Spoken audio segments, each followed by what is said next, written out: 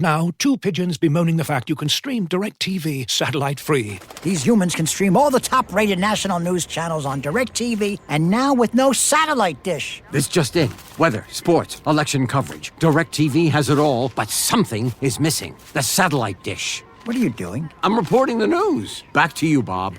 Here's some news. You're a buffoon. Stream the top-rated national news channels. No satellite dish. Visit DirecTV.com. Internet required. Top-rated news based on 2023 Nielsen ratings. Today on CityCast Houston, Steakhouses once dominated Houston's fine dining scene, but are those days over? And Michelin is finally going to unveil which Texas restaurants will get those coveted Michelin stars. But we're more excited about a totally different guide from them that's easier on our wallets. And move over Tex-Mex because Houston might be the biggest burger city in Texas. Let's talk food with Cron.com's food reporter, Erica Cheng. It's Wednesday, October 2nd. I'm Raheel Ramzanali, and here's what Houston's talking about. Erica, what's up? Welcome back in. How are you? I am so good, Raheel, and I'm so ready to start this new segment with you on Houston's food news. Man, I can't wait. So let's jump right into it. I haven't talked to you in a while, so I want to start things off by asking you, what was the best thing you ate in Houston last month? Oh my gosh. Okay, so I'm going to take this away from Houston and then back into Houston. Okay. I just went to Japan. I was just in Tokyo for about a week or two. What? And Huge flex. I see you. Not that huge of a flex. The yen is really down, but everybody should go if they have the chance. But one of the things that I had in Tokyo was called taco wasa, which is short for taco wasabi, which is raw octopus marinated in some wasabi sauce. Okay.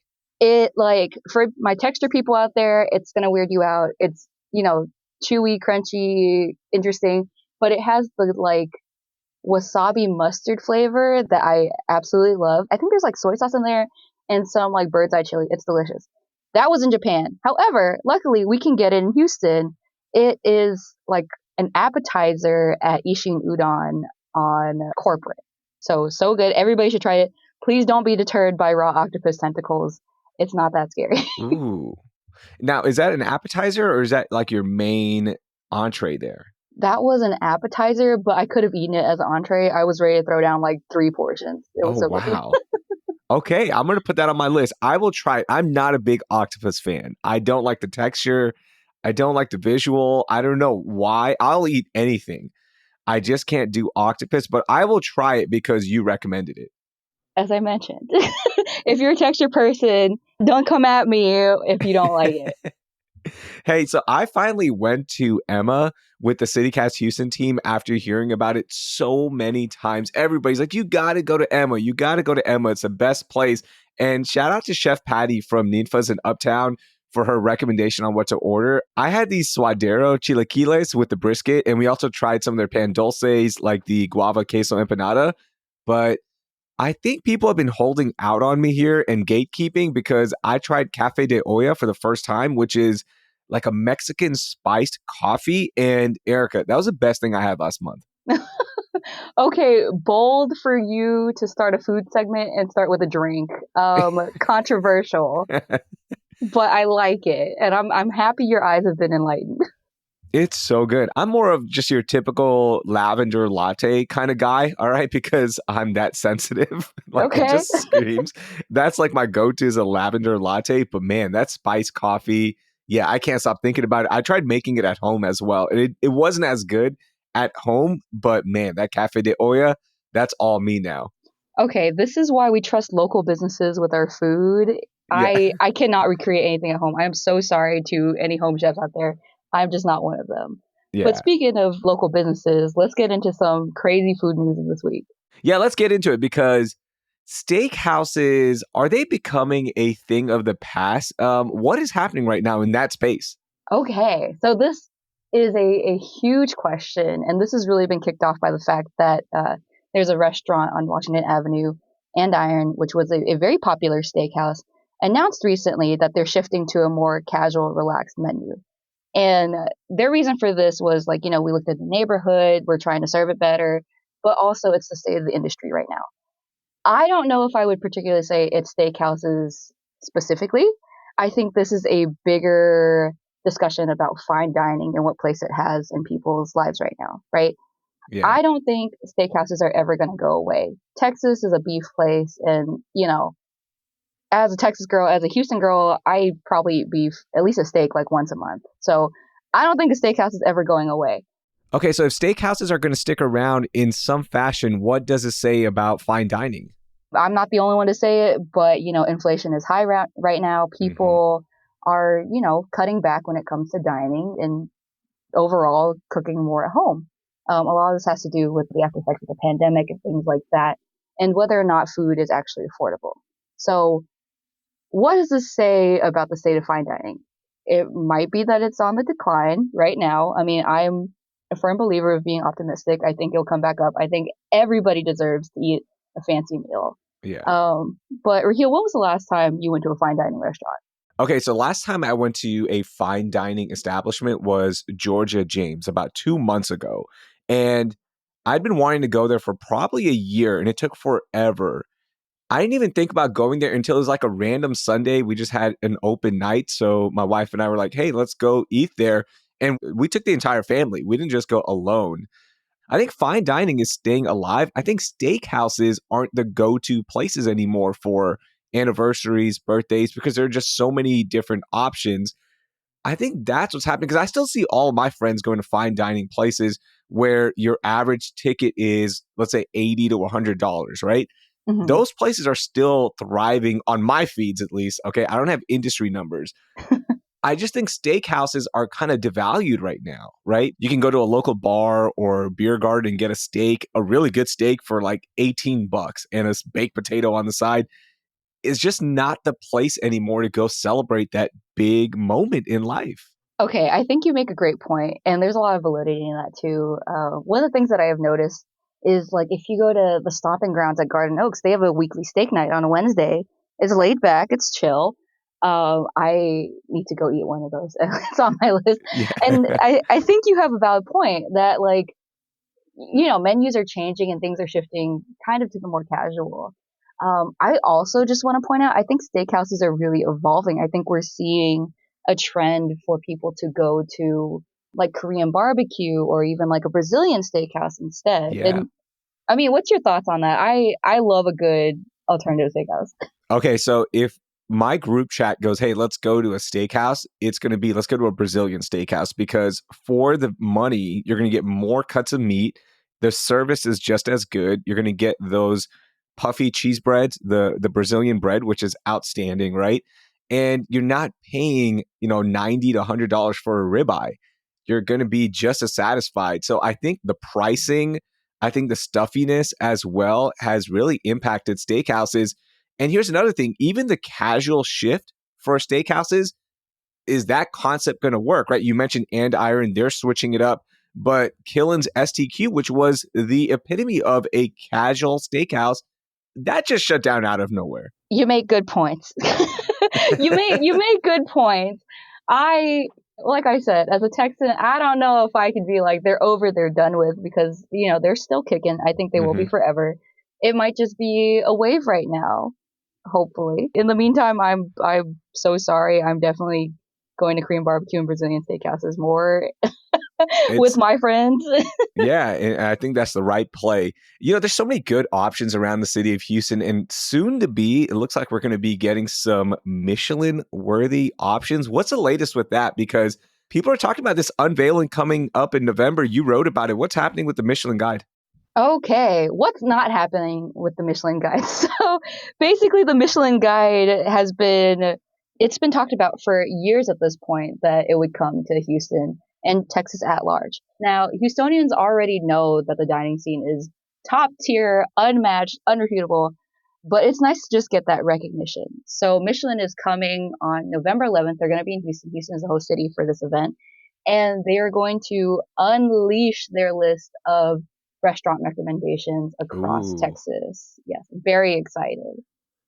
Are you hearing any gossip or rumors about which restaurants might make the list for the Michelin Guide?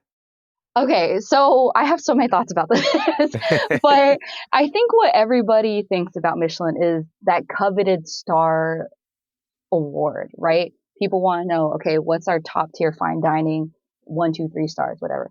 And I think in the industry, across the industry, there are some front runners here, right? People really love March Restaurant, and they love things like Le Jardinier, the restaurant inside the Museum of Fine Arts. And I think those are all well and good. Like I totally support that. I'm very excited to get for those restaurants to get the recognition they deserve. But what I am more interested in is Bib Gourmand, which is the Michelin's award for restaurants with high quality at a low price. Okay. And these restaurants are, by that measure, a lot more accessible than the fine dining places. This might be like the weeknight restaurant that you're eating at or a place you're grabbing lunch with your friends. And, I've talked to some people in the industry and they do have some guesses about what they want to see in the Bib Gourmand. I am more excited about the Bib Gourmand for sure, because you and I are balling on a budget, and I think you and I are just naturally more inclined to go to the mom and pop places, right? And that's what typically gets that Bib Gourmand award. So to me, I have 2 in mind that I would love to see get that Bib Gourmand star, right? Quote unquote. One is Aga's, which is the best Indo-Pak restaurant in the city of Houston. My only fear is that it's already packed over there, right? And they do a good job of getting you in and out.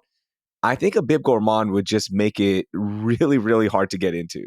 Okay, you always bring up Aga's every episode, and I get why you love it. And I think it's being reflected across basically everybody in the food scene, right? I think all the food influencers are going there. It's a solid place. I can definitely see that being a Bib Gourmand. And I think, too, that really reflects what makes Houston's dining scene special, right? We have a super diverse dining scene. But I think we kind of have to bring it back to what people love about Texas. And I'm going to say I think Tacos Doña Elena might be a front runner. Yes. Yeah, that's a great one. I love eating there. They just expanded. They just opened near the Heights. And their story is amazing. Tacos Doña Elena is named after the owner's mother. And it actually started in like an apartment complex on Gessner and Hammerly or something like that years ago. It is just such a Houston story, and I love it, and I really hope it's represented there. Now, we have seen a taco stand win a Michelin star in Mexico City with El Califa de Leon. So there is a chance that one of our celebrated taco spots could get a Michelin star even. Yeah, and I'm super excited about it. One of the big things about Michelin is that they really try to respect the cities and places that they go to in their dining choices. For example, when Michelin went to Singapore, they were going to like food stalls and awarding those with stars. And I think that to see that representation reflected in Houston's dining scene, there is another player that we need to throw in there, and it's Vietnamese food. Yes. Be it Cajun, pho, crawfish, whatever it is, I think that needs to be featured as well.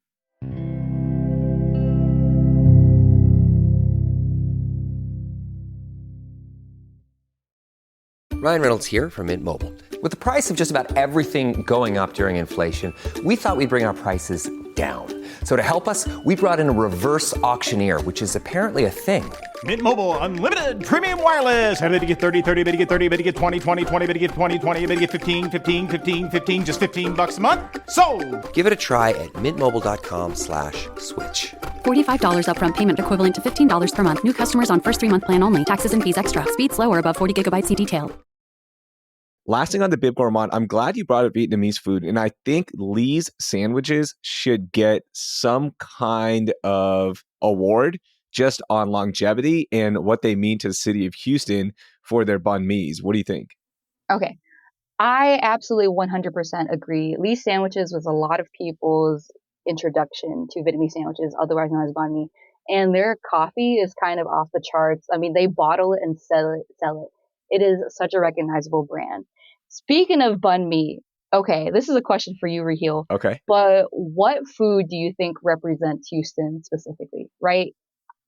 Okay, so we actually did our most Houston thing ever bracket. And by the way, the Houston Rodeo ended up winning that. But in the finals, it took on Tex-Mex. And, you know, that is the official food of Houston, according to our voters. You can also make a case for barbecue, but is there something else as well? Oh my gosh. Okay, I'm thinking banh mi, gumbo, maybe Okay. maybe burgers. I don't know. maybe controversial. I don't think it is, because burgers could be the next big thing our city is known for, right? Because 7 restaurants in Houston actually made the list for Texas Highway's best burgers list, right? Tell me more about that. Yeah, okay, so we got a ton of recognition in this article. One of the big names on there is Burger Bodega. I think everybody is eating at Burger Bodega Yeah. because they recently just got shouted out by the New York Times too. One of the things that Houston does super well is it really capitalizes on like the ethnic and culinary diversity we have in the city. In particular, Burger Bodega was shouted out for their collabs with Fat Eatery, which is a Malaysian restaurant in the Katy Asiatown area. And they were making burgers with like, Malaysian inspired flavors and toppings. And I think that's something that we want to see explored more in Houston's burger scene. I also like that in our burger scene, you still have like the traditional stuff in addition to the great collaborations and getting diverse flavors, right? Like the diverse flavors, the flippin' patties, that's a classic. But I love that Hubcap Grill in Langford's also made this list, because those are just old school American burgers. Langford's being more of that old school burger, and Hubcap Grill is more of that old school burger dressed up, right? Putting the hot Cheetos on there, putting the mountains of bacon and whatever else you want on there. But it's just like a nice balance. And that to me shows how diverse the burger scene here is. And you can make a case that we are now a burger city. I know our executive producer, Laura Isense, she loves Cantina Barbara. I haven't been there yet. I really want to try it, but that's another one. Trill Burgers, like we haven't even brought that up, right? Trill Burgers, it's probably the most famous burger place now here. Yeah, 100%. We've seen celebrities just lining up at the door for the restaurant. And, the highlight of this is we can eat anything here, be it burgers or banh mi. I mean, just take your pick. I need a banh mi burger. How about that? Can we just collaborate that? Like, let's just do that. We'll call it the CityCast sandwich. Oh my gosh, I'm so excited for it. We got to put like a side of Bayou Goo pie on it and make it like extra Yes. H-Town, It's going to work. We're going to do this. We should go into business. And that's what we're doing here. This is what we're doing, is we're going to create a new menu pretty much. Erica, before I let you go, I want to end today's episode with something I call check, please. All right. And basically what I want from you is your hottest controversial Houston food take. So give it to me. Check, please. Oh my gosh. Okay. This is huge. And this doesn't just apply to Houston, but it does, because I know we have a lot of people out there who think about this. I think matcha is a little overrated. Ooh. Uh-oh. Why? Why is matcha overrated? Oh my God. Okay. So, I do not hate matcha. I love it. It makes me feel healthy. And, it's one of the stellar things that I can get at a coffee shop. It's everywhere. I really appreciate it. However, I think that other teas might be better. I mean, specifically in Houston, we have so many cafes and tea shops that I think need to be explored a little more, because, when was the last time you had something like a high mountain oolong? Very few people know what that is. It's like a nice drier green tea. It's so good. I love it. One of my favorites. And matcha, I think just gets a little overhyped sometimes, like we have matcha soft serve. Yes. But when can I find an Earl Grey soft serve? Or when can I get a little, you know what I'm saying? When can I get a jasmine green tea soft serve? Oh man, a jasmine green tea soft serve would hit. Okay, I will give you that. But I think matcha just has a better flavor profile for these kinds of things, right? Like, of course, you can make your matcha milk lattes, right? That's the best way to put it. And then you got your soft serves as well, just because it has such a strong flavor. So I don't know. I'm not a big matcha fan, but I understand why it's having such a big moment, because it's so easy to collaborate other flavors into. And, it just goes better with milk-based products, in my opinion. Okay, as someone who is lactose intolerant, I see where you're going with this. And for all my other lactose intolerant friends out there, I know they're just pumping their fists in the air right now that we have representation. And Yeah. I know that the critics are going to be like, just get oat milk, Erica. Yeah, I do. That's Okay. fine. I'm glad you said the O word, because oat milk, I drink oat milk almost every single day. But when I'm going out for a coffee, for a latte, don't put oat milk in there. All right, give me the whole milk. I'm sorry you can't indulge, Erica, but oat milk is a weekday thing. Okay, I know I said I was lactose intolerant, but I will pop a Lactaid or a full fat milk. So I'm selectively lactose intolerant. I love it. And a good cheese. Erica, that was so much fun. We covered a lot of things. I'm glad we started with coffee and we ended kind of with coffee. So full circle moment here. Thank you so much for joining me. Thank you for having me. I always love talking to you and the CityCast family. That was Cron.com's food reporter, Erica Cheng. I've linked to her latest stories in our show notes. Before we go, send this episode to 3 of your foodie friends and please rate and review the show wherever you listen. Want even more food news and Houston happenings? Then hit subscribe on this podcast and then go over to houston.citycast.fm to sign up for our daily newsletter, Hey Houston. That will do it for today. I'm Raheel Ramzanali. Thank you for listening, and I hope you learned something new.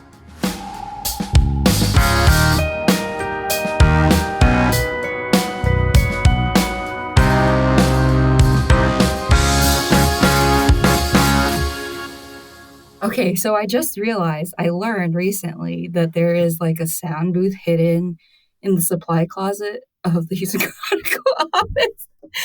So that is where I am right now. Sorry, that's why I was like 6 minutes late, because I was like, I gotta find the supply closet and I gotta find the booth and everything.